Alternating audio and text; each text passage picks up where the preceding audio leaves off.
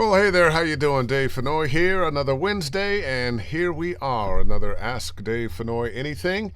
And of course, all the Ask Dave Fennoy Anythings live on my YouTube channel, and that is Dave Fennoy Voiceover Training, and that was Clementine, and just walked by. I've got both my dogs in here with me, so if you hear some barking, another dog walked by outside or something happened, but it's all good. It's all good.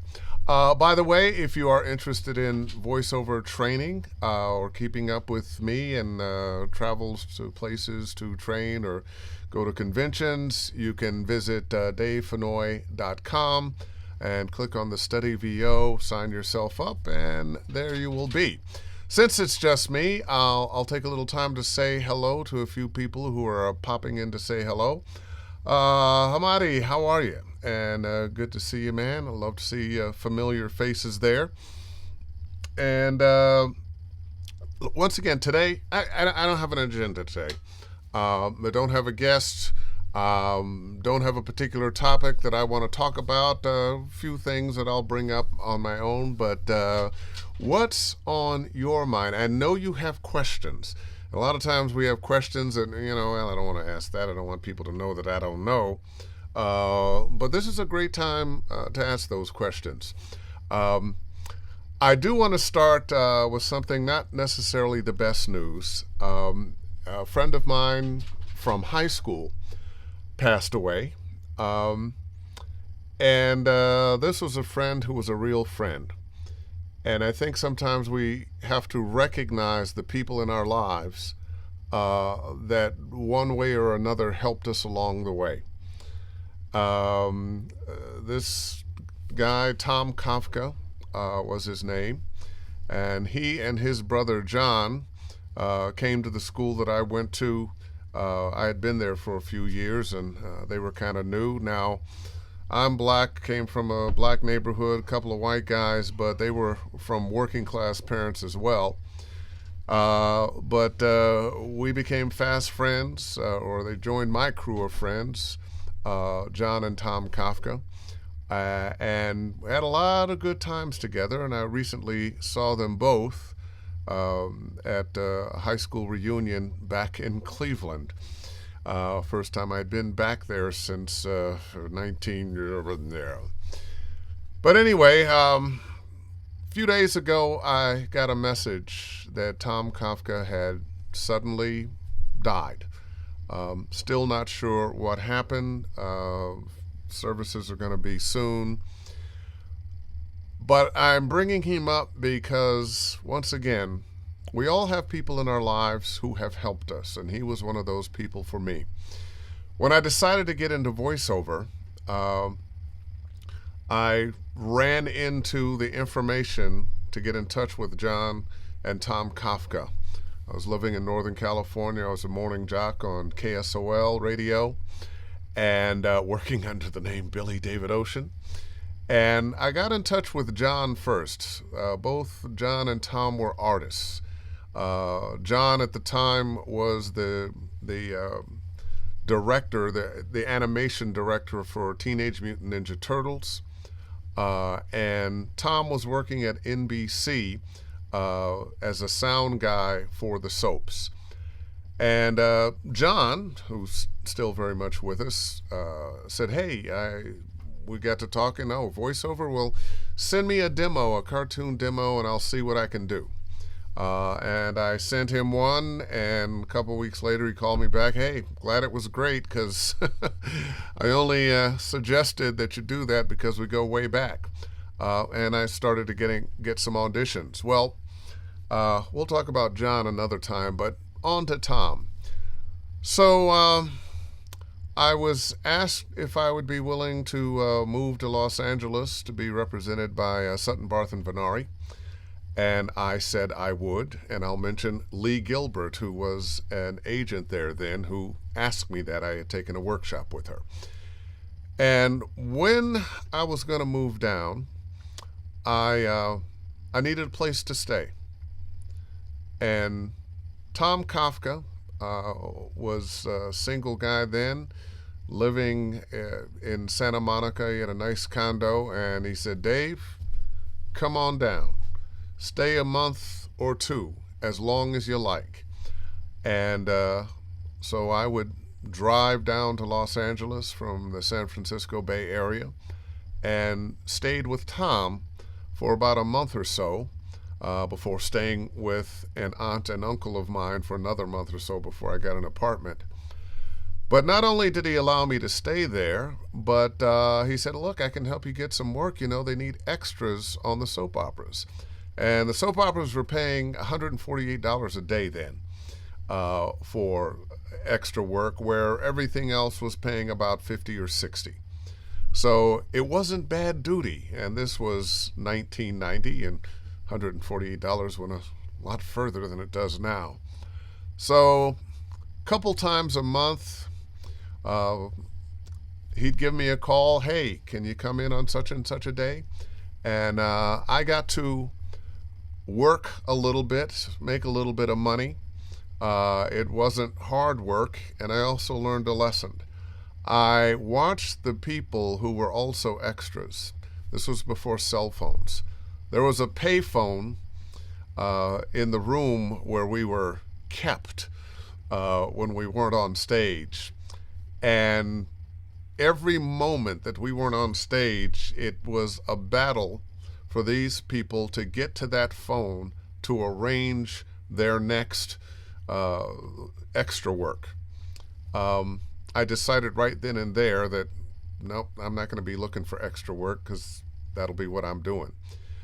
But I just want to recognize Tom Kafka for letting me stay at his place, for being a good friend, for helping me find work when I was getting started in voiceover. And I suppose over the next weeks, years, I might mention some other people, because a lot of people helped me, and which is one of the reasons that I am open to helping other people. So anyway, that's what was on my mind, and I hope you'll be good to people when you can lend a hand. All right, a few hellos there. Hey, Terry Briscoe, how you doing? What's going on, man? Jennifer Fennoy, what's up, cuz? By the way, if you ever meet a Fennoy, they're related. Jim Frank, been a minute. Good to see you, my friend. Right back at you, Jim. And we'll be working a little bit on your demo tomorrow, won't we? All right. And Michael Glover. Oh, man, I am so sorry, Dave. Yeah, you know, I've lost a few friends over the years. It's never easy, but, you know, if you have a little time, you know something's going on, they've been ill for a while or something, you have a little chance to prepare yourself. But this was just out of the blue. No one expected it. Now, much as brings me a little pain, I can't imagine what his wife and kids are going through. Grace Newton, my condolences, Dave. So sorry. Thank you for that. And let's see. Michael Glover, you have helped me, and thank you for taking my call. I do what I can. You know, I grew up in a time where we didn't have caller ID. I don't know if I could go back to living in that time, because now you can, oh, yeah, well, my phone will ring and it will say, you know, who it is. And we all have friends that we love them, but we don't always want to take their call.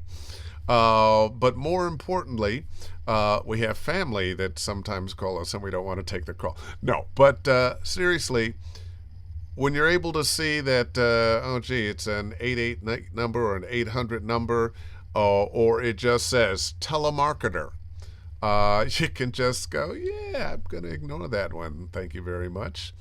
And Lonnie Manella, I'm always here for support anytime. You know what? Thank you. I think just talking about it a little bit kind of helps.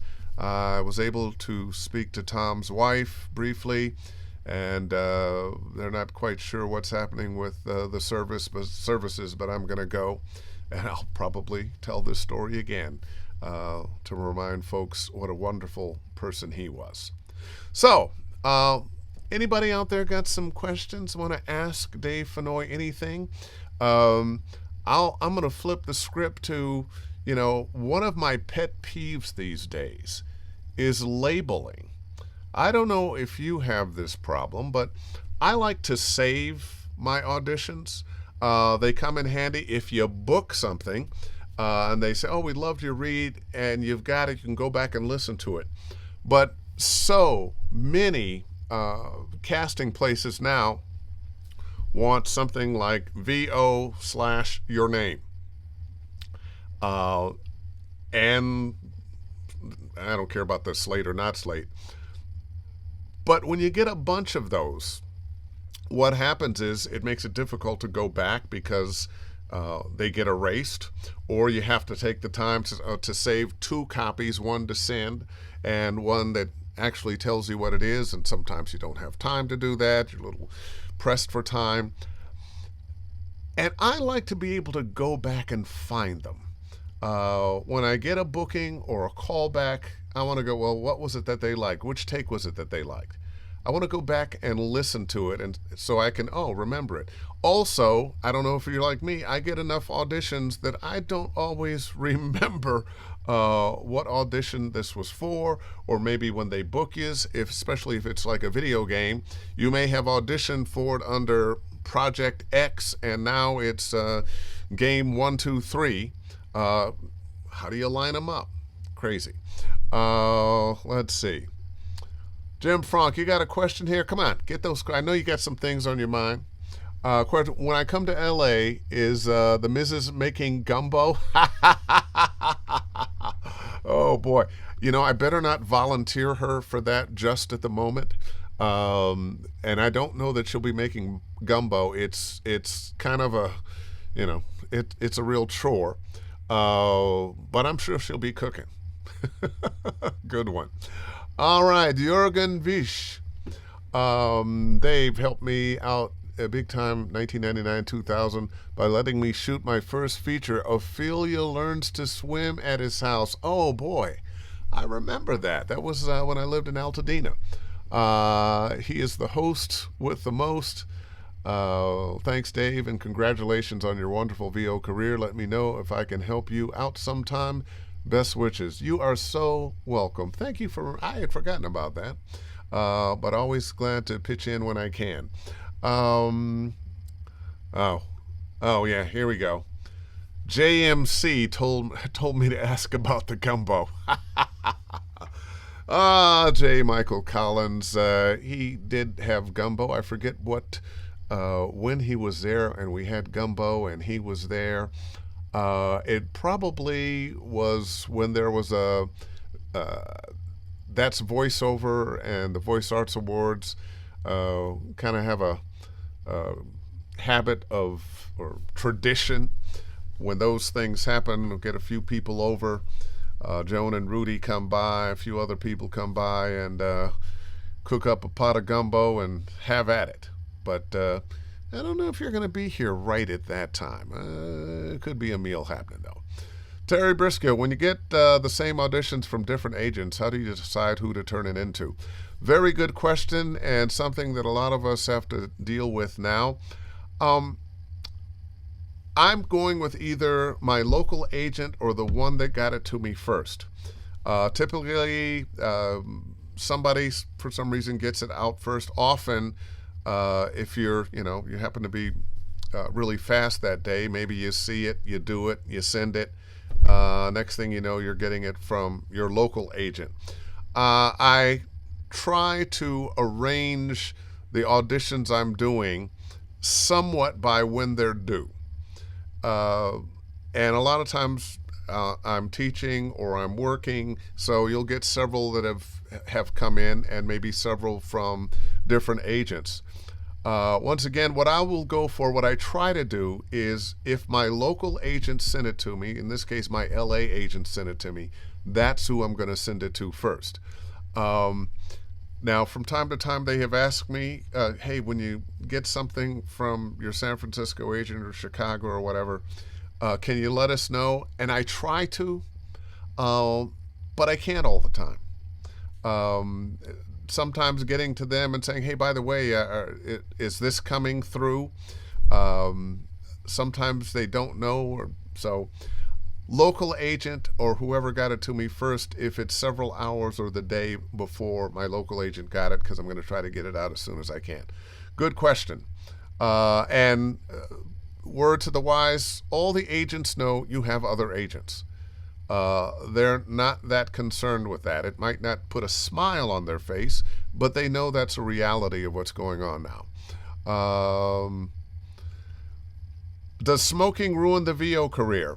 Not necessarily. It's probably not the best thing you can do for your voice.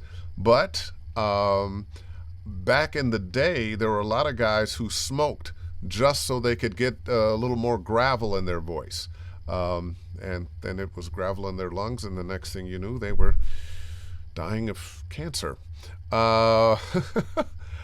Jim Frank, how much do you hydrate? Do you keep it consistent even when not auditioning? I'm drinking water a little bit every day.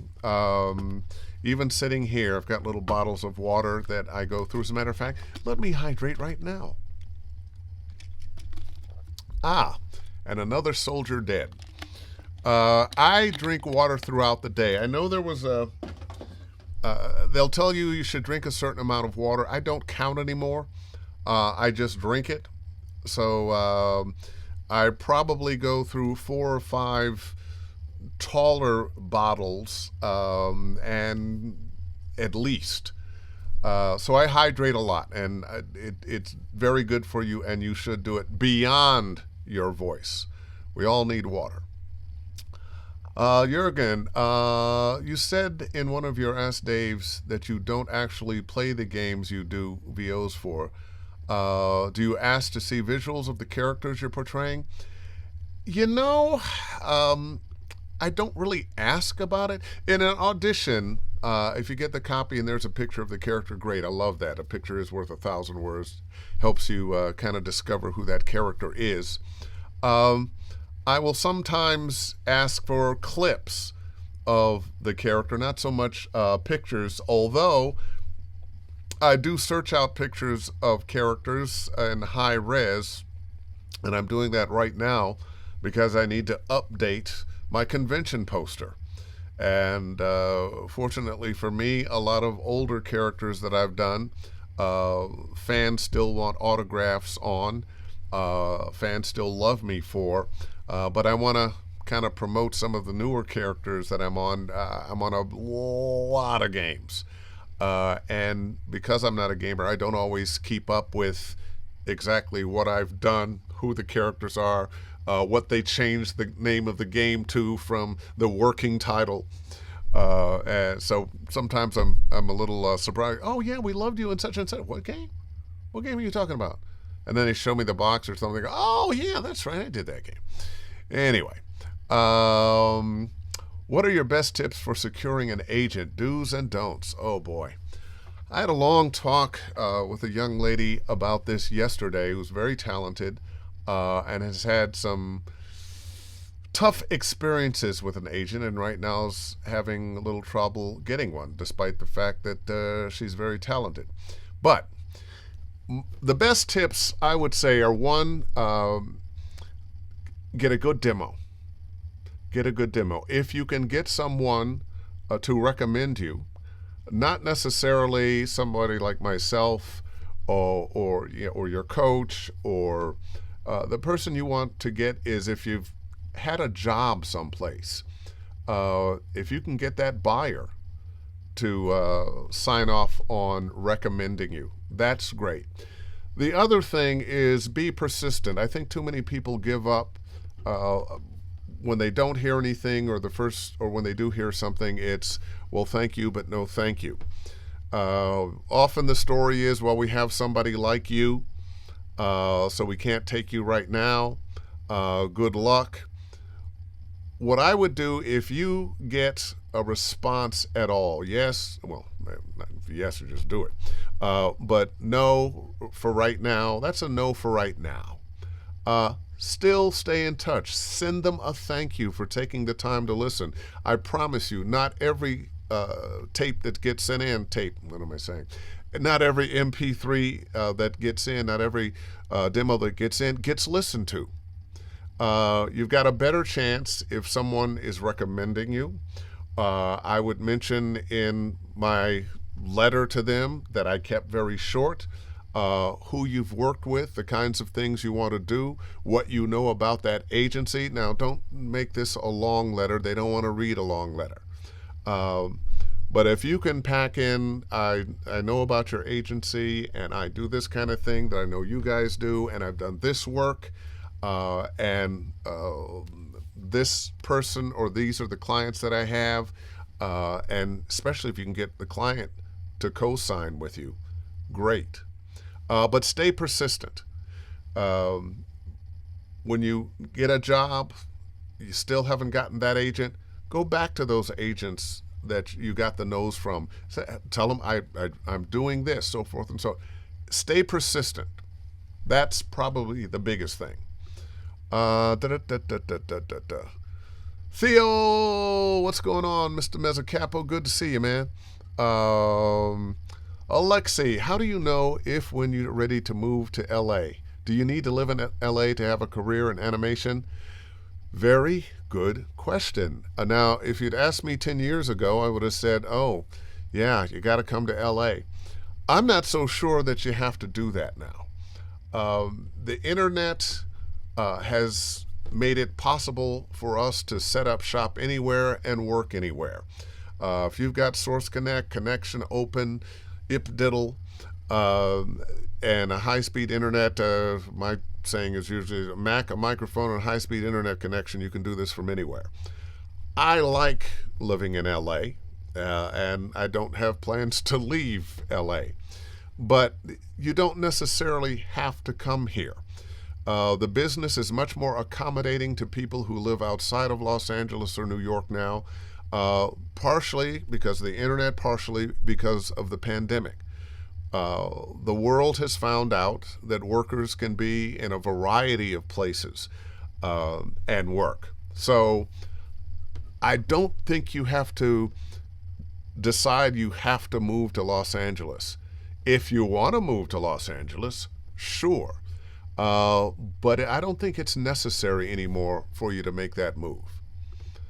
Michael Glover, one of my VO mentors, smoked a lot. She had a very successful career and a sexy voice. But her smoking did take her life. And I bet I know who you're talking about. A very good friend of mine. Wonderful coach. Wonderful talent. Died of cancer from smoking. Theo, what would you is the average length of voice game recording session? What is the average length of a game recording session? Well, if you're working union, they can get you for 4 hours, and however much they can fit in that 4 hours is great. But I'm not going to say that's the average. Often I'm booked. They've got a 4-hour window, and sometimes I'm out of there in 20 minutes. It just depends on how much they want to record. Especially if you're doing repeat performances of a particular character. I know sometimes for World of Warcraft, I'll go in, they've booked me for a 4-hour session, and within 20, 30 minutes, I'm out of there because it's not that many lines. I also work fast. So that happens, but they can get you for up to 4 hours. Okay. Outside of video games and animation, what are your favorite areas of voiceover and why?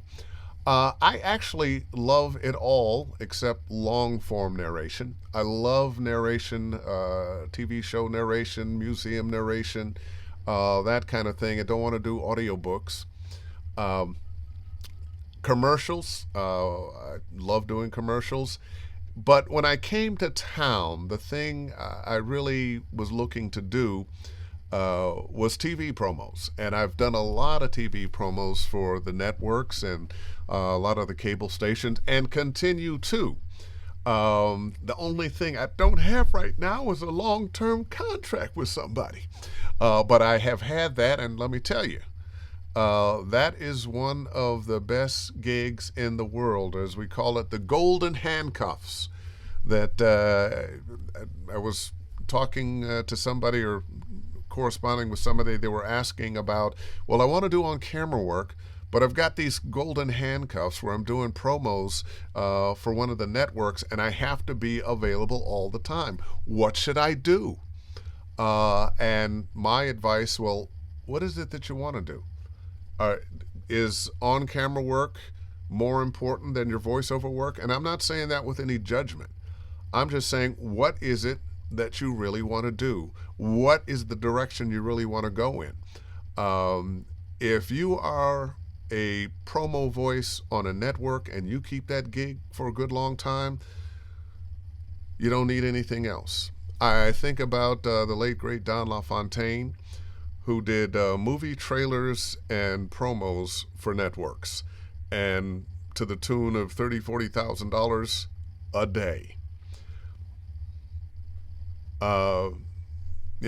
Maybe he thought about going on camera, but I don't think he thought that much about it.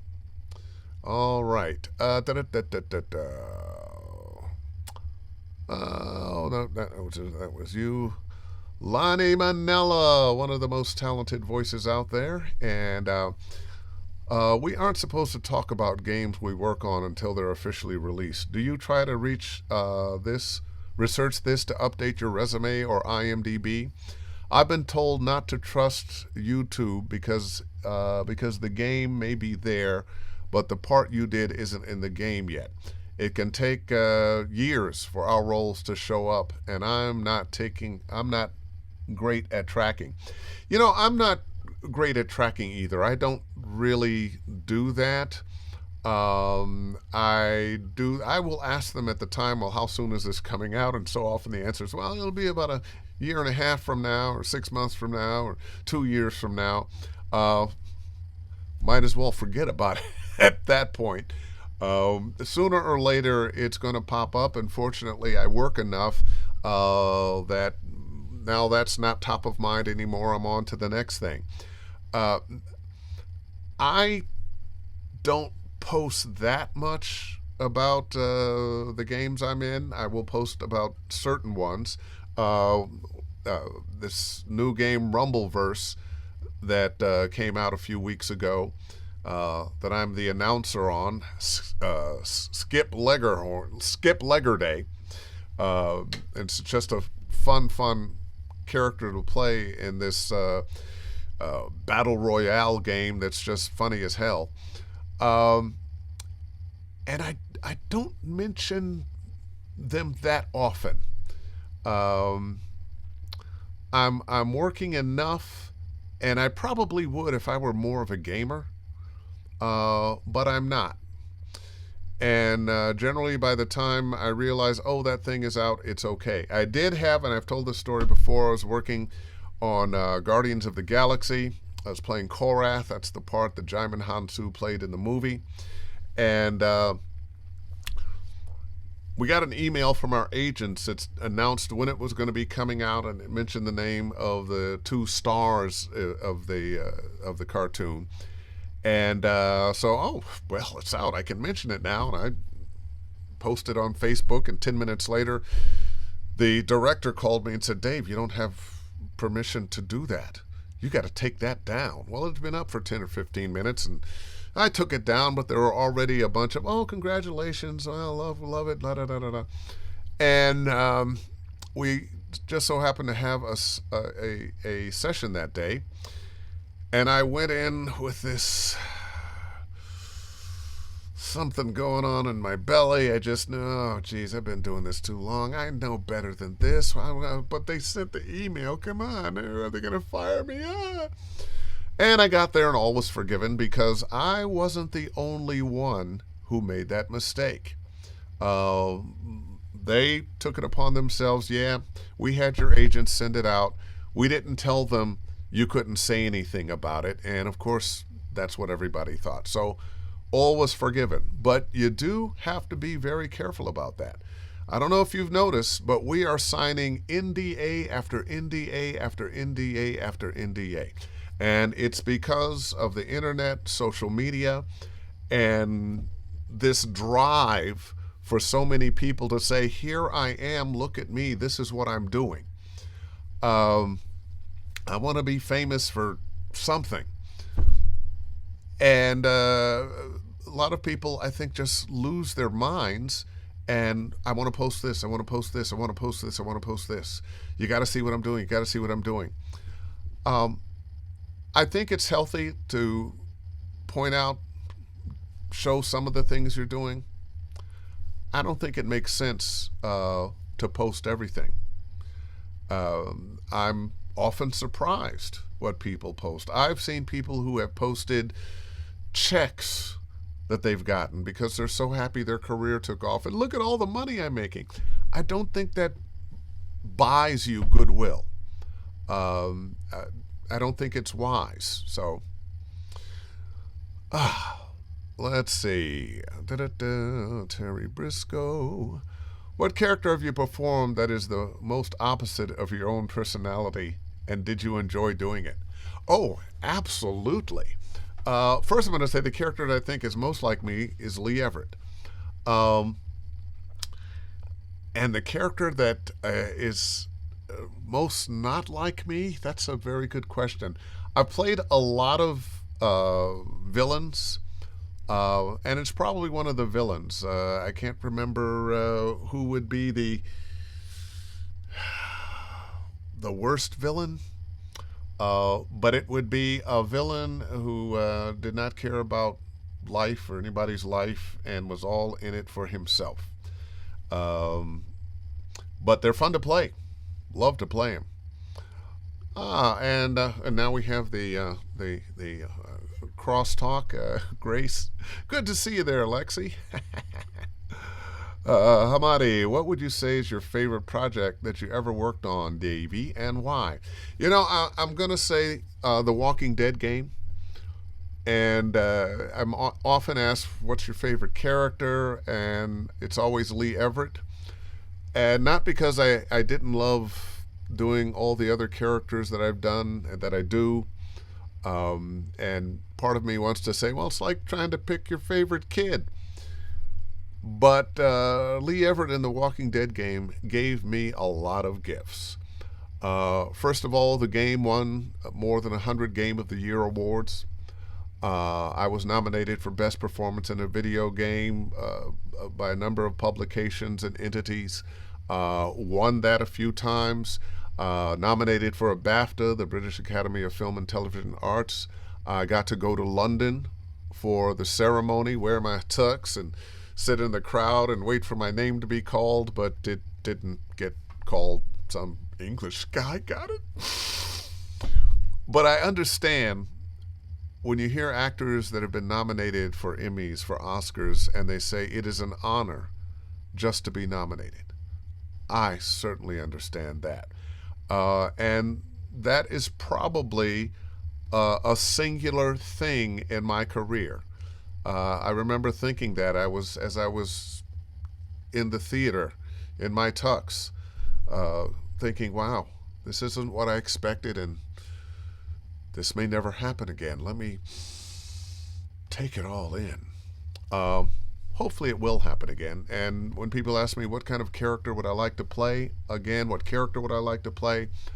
I'd like to play another character that I get to bring the first iteration of, like a Lee Everett. Now, they won't be playing him again because they killed him off. But when you're the first one to get to play a character and it is as successful as that, then doesn't get much better than that. You're probably tired of me. No, I'm not tired of you, Terry. But if they aren't going to take advantage, I will. Have you compared notes with other actors that have played the same characters as you, like Jaimin Hansu, for instance? Well, I did get to, I was at a jazz club, and I was at a table right next to Billy D. Williams, and we had a nice long talk. He was very friendly. And I did mention to him that I played Lando Calrissian in some video games, and so I'm in the fraternity. And we had a good chuckle about that, and that was kind of nice. I saw something a few years ago that was comparing voices that had played Nick Fury. And I played Nick Fury in a couple of games and maybe a cartoon. And so that was kind of interesting to see what people had to say. Do you have any character role goals that you have your eyes on, and or anyone besides me that you aspire to work with? Good one, Jim. You know, I kind of take it as it comes. Um, I like doing the work. I love the fact that we're living in a time where a lot of creative people are having an opportunity to put their creations out there. The world of video games, animation, movies, TV shows is huge. And because the price of production and in so many ways has come down, and I'm not saying we're not spending, $200 or $300 million on some movies, but you can shoot a movie with your iPhone. People have content all over the internet.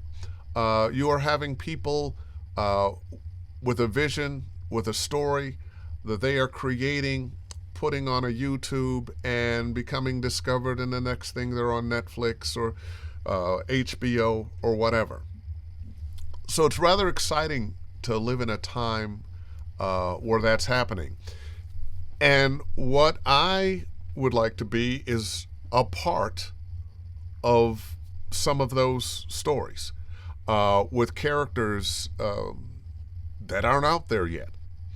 Who knows what characters might become iconic?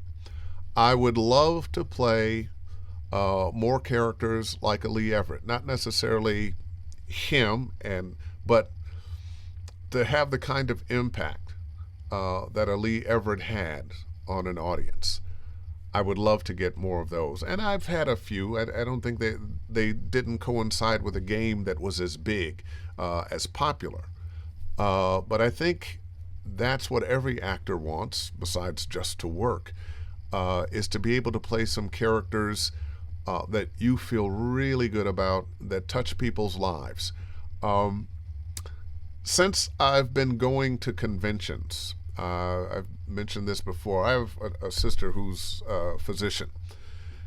And I used to tease her that, well, you're doing the tough work. I'm just having fun playing my little characters and running my mouth and getting paid for it. Until I started going to conventions and realized that work that I just thought of as fun actually touched people's lives. That they got something out of it that I could not have imagined they would have gotten. I remember Melissa Hutchison and I she plays Clementine in the Walking Dead game, and we were at a convention together. They often will put us at the same table, and a young lady wanted to take a picture with us, and she came around the back of the table, and I was on one side with my arm around her, and Melissa was on the other side with her arm around her, and the girl was just shaking. She was so nervous and excited. It meant something to her. We touched her in a way that we could not have known, and when you're able to do that, it's not only a gift for them, but it's a gift for you that you were able to bring some emotion out in somebody. Terry Brisk, I plan on voicing Nick Fury one day and join the fraternity. Well, there's quite a few of us. Grace Newton, how do you handle time management? Do you adhere to a strict schedule, take it a day at a time, or something in between? I'm kind of something in between. My energy level for working tends to come in spurts, and it'll be in spurts during a particular day. It'll be in spurts in a particular week, a month, a year. I don't have the attention span to just stay on something day in, day out, week in, week out, which is one of the reasons I'm not enamored with doing audiobooks. Um, Things that I can do a little quicker are better. But what I try to do is get up fairly early, 7:30. Sometimes I don't make it. Sometimes it's 8:30. Uh, but I want to be in the studio by 9 o'clock at the latest. If there were auditions that I didn't get done, that'll be the first thing I need to do. Oh, got some auditions, need to be in by 10. So I'm jumping on those.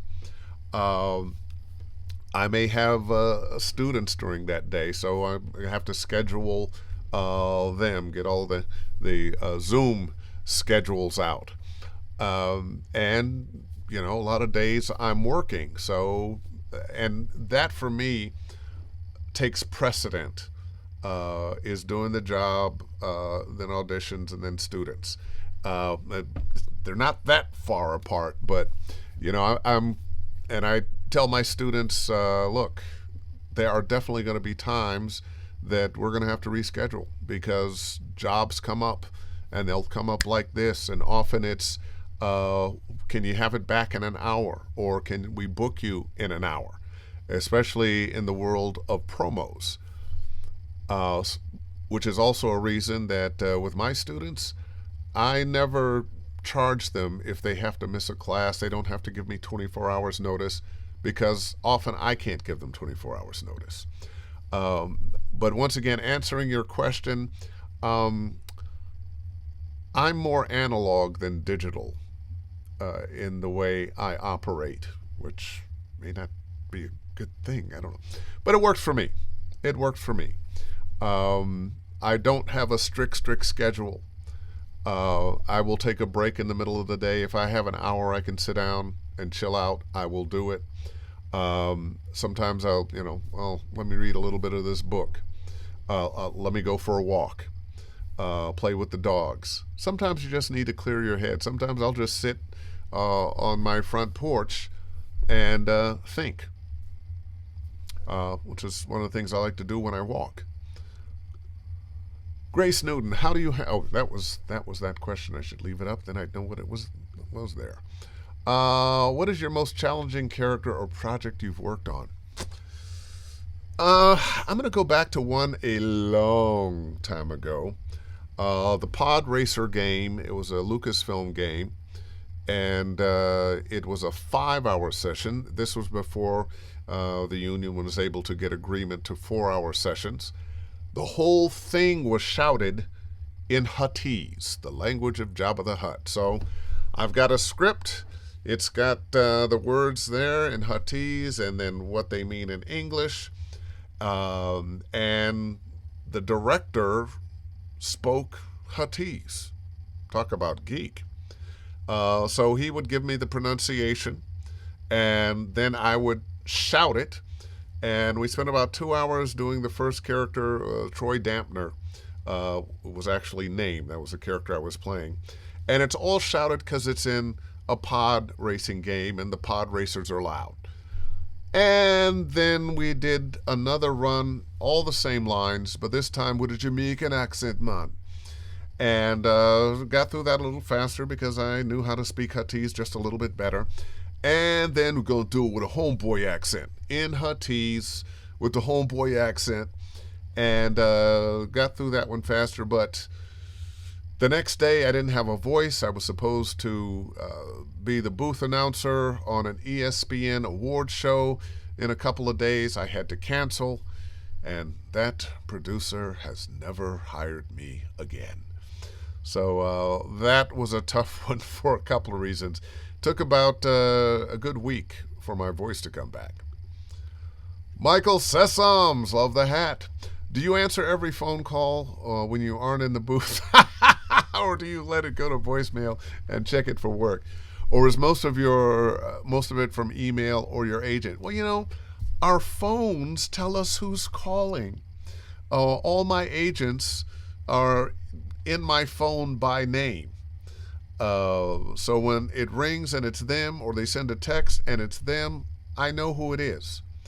Uh, so unless I'm in a session, I'm going to answer that call and find out what it is. And more often than not, most of the time, the only time they're going to call is when something is time sensitive, kind of urgent. So most of the time, you're getting an email. And sometimes maybe you're on a job, emails are coming in, you haven't had a chance to look at them because you're working. And then sometimes they'll send like a text. Well, I'll see the text message come up and I'll see who it's from. And a lot of times in a session, there's a moment of waiting, you've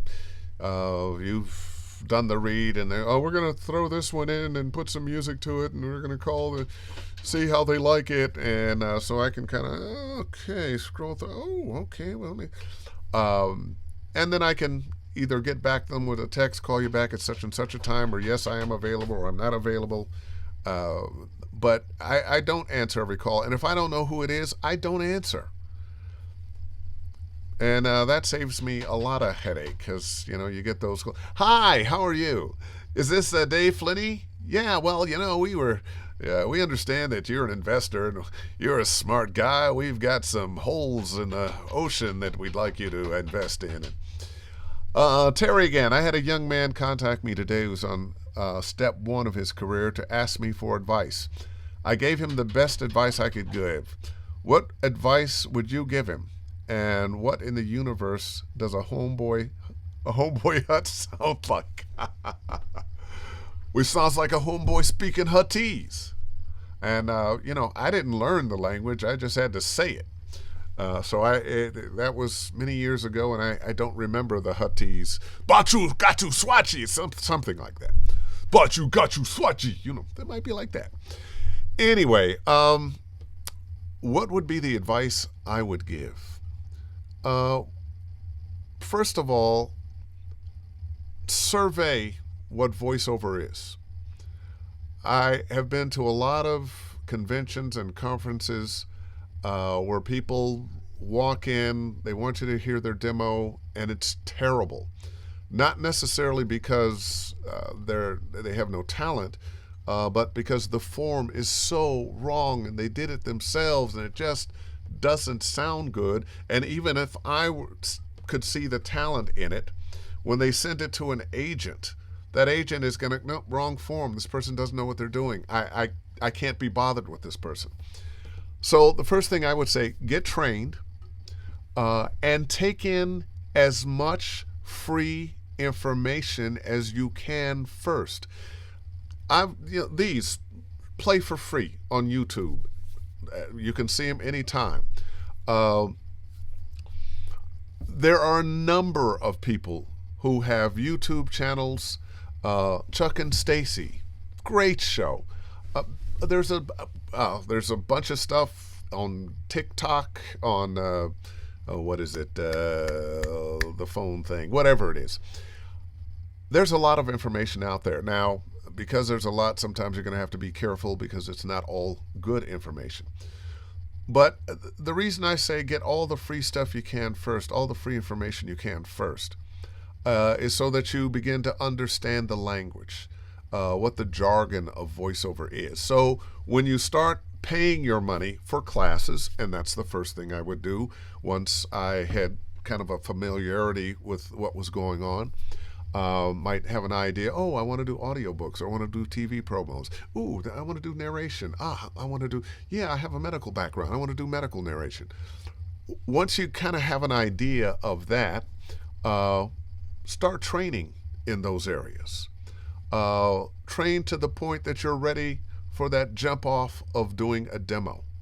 And realize that all of this is going to cost you time and money. So don't waste it.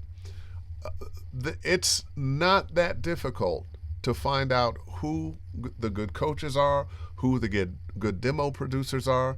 Don't just jump in and, I'm going to take this course because this popped up in my feed.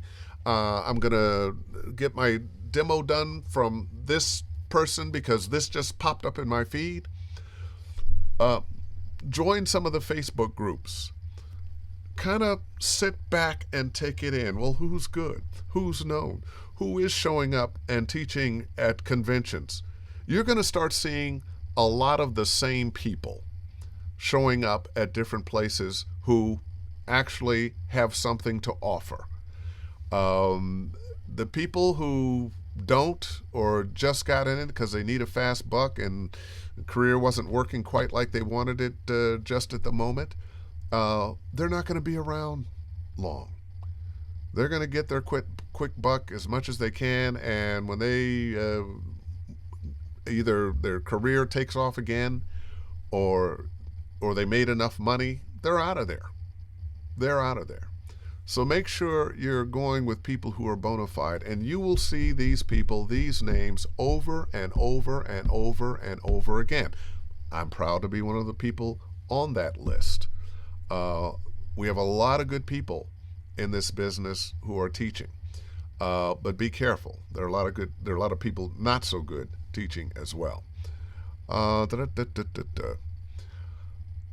Did you ever experience anyone around you who doubted your ability to be successful in life? If so, how did you come back from it?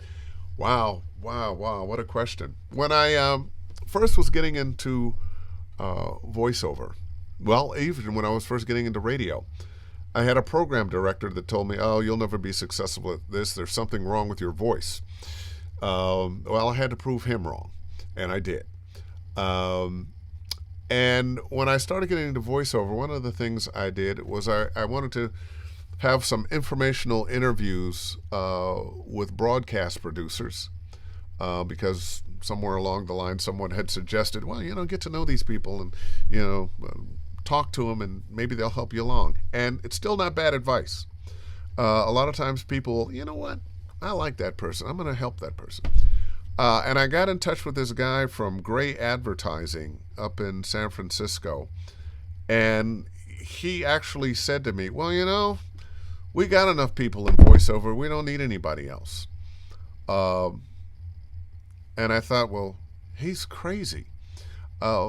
There's always room for people who are good. And there's always going to be room because sooner or later, people are gone. Don LaFontaine did half the trailers the world has ever known. He's not here anymore. Somebody else has it to him. There are always going to be opportunities for people who are good and who can show up on time and be pleasant and deliver. So I fortunately was not so fragile that I took it to heart. I knew there was nothing wrong with my voice. I knew I could be successful in radio, and I was. I knew there were openings. They didn't have all the voices they need. They didn't have me. So I kept plugging and knocking on the doors, and they opened. And I know sometimes it can be difficult. That's not to say that I haven't had ups and downs. Because I think that is going to be a feature of everybody's career. It's not just going to be up, or up and plateau and just stay there. You're going to have some good years and some bad years, some weeks where you're booking a lot of stuff and some weeks where you're not. We're living in the same world as the rest of the economy. And sometimes that means that you're going to suffer because the bigger picture is suffering. And sometimes times are good. We're hiring more people. And it's going to be good for you. Just understand that. Just understand that. And so the people who, didn't think I could make it, or they actually fueled my desire. Oh, I'll show you. Yeah, yeah, that's right. All right. Let's see. Young actors learn from others' mistakes and don't be afraid to talk to people you may think are unapproachable. Oh, very good advice. They're all just people like you and me. And if they scoff or put you off, then you don't want to work with them. Jim, that is fabulous advice. And sometimes when we put people on a pedestal And I know when I was younger and trying to get in this business, and I learned fairly quickly that, some of the number one people in this business, though I might have had them on a pedestal, they didn't have themselves on a pedestal. Don LaFontaine befriended me. We would hang out. And Don was the kind of guy that when you were in his presence, you felt like you were his best friend. Now, I know I wasn't his best friend. I know he had people he spent more time with than me, but every time I was in his presence, he was genuinely happy to be there, happy to see me. You know, come over to the house. I was with him a few days before he died. Most of the people in this business who are successful are just people, and they're willing to talk to you. Now, there's a flip side of that. You get a lot of people, let me take you to lunch and pick your brain. I don't have enough time for that all the time. But, if I can take that phone call, I'll take that phone call. I will offer you the best advice I have. And, when you're in the fraternity, or fraternity sorority, because it's, you're in. There's something about running into someone maybe that you don't even know. You know of them. They've had a decent career. They've played some characters, done some TV promos or commercials, whatever it is. There's an immediate connection with them because you know what they went through and they know what you went through and what it takes. And it's one of the things I love about this business and the people in it. Let's see. Terry, again, I had someone very close to me that told me no when I asked them if they thought I would make it. I live for proving people wrong. I will work as hard as it takes until I succeed. That's very true, too. And there's something about a lot of times you're working at a company. When I was going into radio, I started off writing commercials and being a continuity director. And I was trying to get on the air at a station, KNEW, in San Francisco. And I was trying to get on the air, but they didn't see it. One, it was a country western station, and I was black, and I don't think they could see that. Two, I did not have much in the way of experience, and for whatever reason, they did not take me seriously as somebody that they might expect on the air. Within a few years, I was a morning jock on the number one station in town, but not everybody's going to see you for who you are. They're not going to see what you can be, who you can be, what you can do. That's their loss. That's their loss. Let's see, Jim, Don LaFontaine, I like how that sounds. Just saying, yeah. And you would have liked how he sounds. Don was great. Hey, I knew I couldn't get through and ask Dave Fennoy anything without J. Horace Black. Good to see you, man. Hey, Dave, good to see you. Yes, we have to surround ourselves with people that see the greatness in us and support us in our goals, objectives. Look for that person that is doing what you want to do, that encourages you to help get you through the tough times. True that, which is why we need voiceover community, and we need to be open to one another and share information with one another. None of us knows everything, and this can be a very lonely business, especially now that we are in our home studios. It used to be you went to your agent to audition, you went to a studio to work, and you would run into your fellow voice actors there. That has been supplanted by the internet, and we have more conventions now than we used to, so from time to time we do get to do that. But your mama don't know, your daddy don't know, your husband, your wife, your girl, your guy, they don't know what you're going through unless they're going through it. And though they may love you and are trying to give you support, they don't always know how. Which is why we need our voiceover community, people who have been through the mill and can tell you how to get through it, can commiserate with you uh, and let you know, well, it's going to be okay. Maybe not today or tomorrow, but soon. Anyway, I never know when I'm going to do this by myself. What we're going to talk about, how the hour's going to fill up, but here the hour has filled up. Listen, as usual, I hope you enjoyed this as much as I did. I really love doing this, hanging out with you guys and chewing the fat, answering your questions. And we will be back next Wednesday doing it again when I have a guest. Not sure who it'll be yet, but it will be. In the meantime, book something.